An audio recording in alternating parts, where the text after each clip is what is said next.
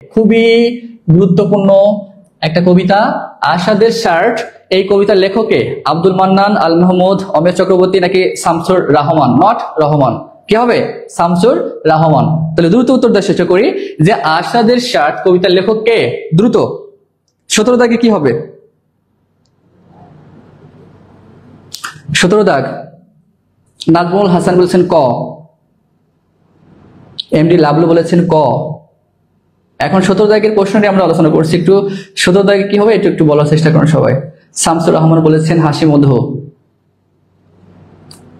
এরপর আনিকা বলেছেন 17 ঘ, সাবরিনা বলেছেন 17 ঘ, রাশিদ বলেছেন 17 ঘ।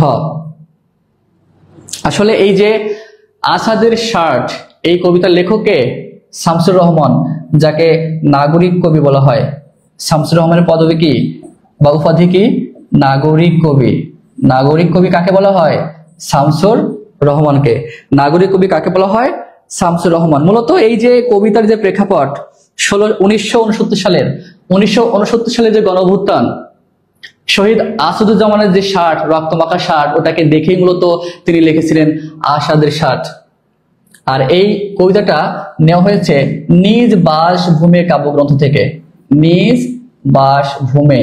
যদি প্রশ্ন হয় যে নিজ বাসভূমে এই কাব্যগ্রন্থটি কার, উত্তর কি হবে? শামসুর রহমান।